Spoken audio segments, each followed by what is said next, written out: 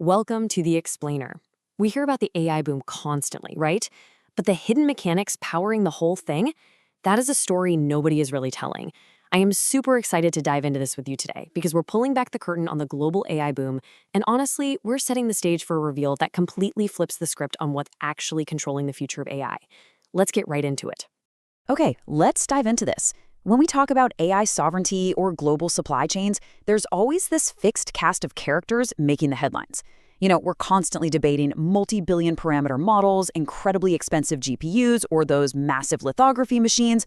But what if I told you none of those are the true bottleneck? Literally none of them. We actually need to pivot away from all those highly publicized GPU debates. The real choke point is something way quieter. It's a layer almost everyone just skips right over. Section 1, the real AI choke point. So to really understand this, we've got to look at a highly revealing press briefing that happened recently at the Jeju Forum, hosted by the Korea Chamber's Commerce and Industry.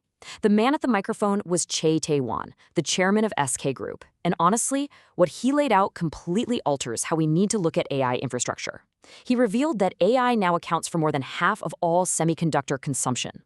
Let that sink in. That massive macro demand is setting an absolute floor for overall demand growth at an astonishing 50 to 60%. But here's the kicker, and this is absolutely crucial. GPUs, for all their insane processing power, are completely useless without memory. Memory is that skipped layer we were just talking about. It's the unsung hero feeding data to the processors. No specialized memory, no AI. It's literally like having a multi-million-dollar Ferrari engine, but a completely clogged fuel line. And the demand for that specialized AI memory is, frankly, staggering. According to Chairman Che, customers have literally gone to SK Hynix asking for 60 to 100% more AI memory in 2027 than they're taking this year. Just think about that, up to 100% more. The entire industry is trying to double its consumption in a ridiculously tight timeframe. So the crucial point is exactly how Chairman Che responded to those massive demand numbers. He said, and I quote, "No company has meaningful new capacity coming online next year." That single sentence, chilling. It lays out the brutal, unyielding reality of the supply side for high bandwidth memory, or HBM. HBM is that stacked DRAM bonded directly to these AI accelerators. And right now, the capacity to build more of it simply does not exist for the near future. Literally everything else we're going to talk about today stems directly from this one unavoidable consequence. Section 2, a tighter oligopoly than chips. And this brilliantly illustrates why this specific memory shortage is so incredibly dangerous. We're looking at some shocking market concentration here.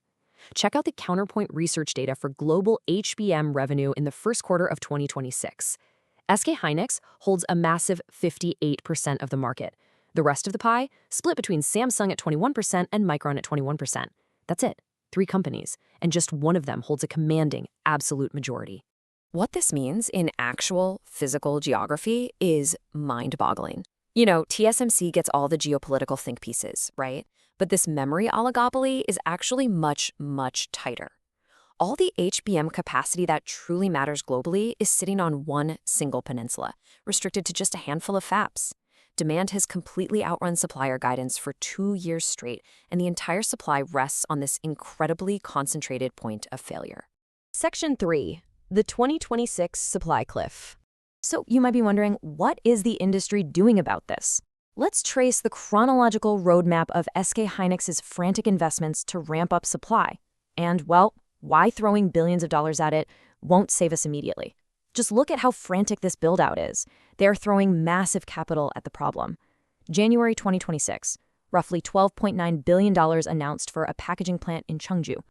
By March, another $14.5 billion commitment, which includes converting their M15X plant into a dedicated HBM base.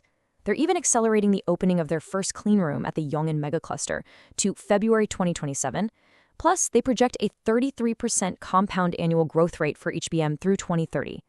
I mean, these are colossal warp speed physical investments.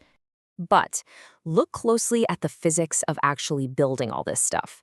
Despite tens of billions of dollars, factories just cannot be built fast enough. The physical reality locks in a gap year. 0 new, meaningful capacity is arriving in 2026. You can't just wave a magic wand and wish a semiconductor fab into existence, right? They take years to build, tool up, and scale. We are staring down a hard, undeniable supply cliff.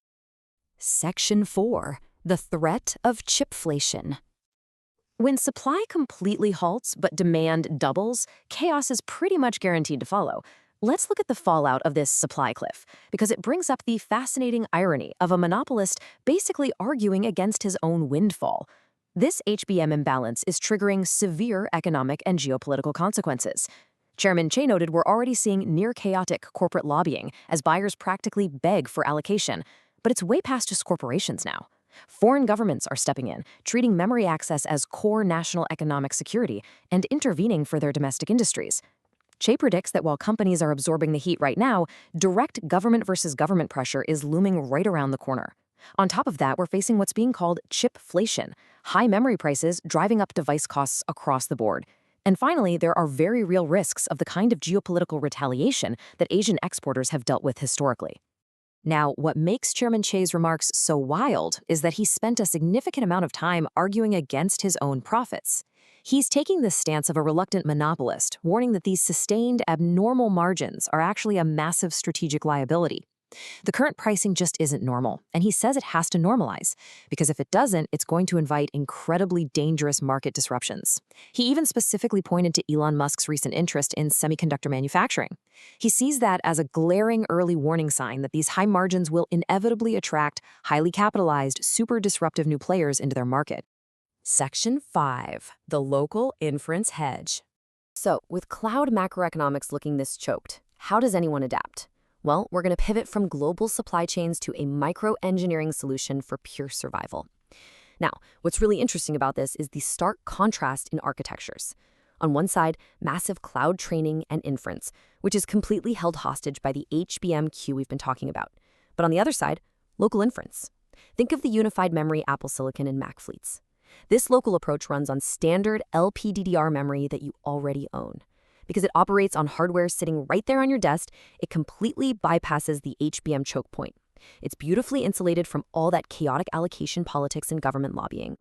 We definitely need a reality check here, though. Local inference is a fantastic hedge, but it's really only a half-truth to say it's completely immune. See, LPDDR and HBM, they are born from the exact same DRAM wafer economics. So when the top guy in the industry warns about chipflation, you better believe that economic reality eventually trickles down to consumer and workstation memory pricing too. The fleet you own today might be insulated, sure, but any future fleet expansion, that's going to get more expensive right alongside everything else. Chipflation really does hit everything. And this perfectly explains why the current rush towards small, highly specialized models isn't just some tech fad, it's a vital survival strategy. By running models locally, using owned hardware, converts a super volatile supply chain risk into a predictable sunk cost.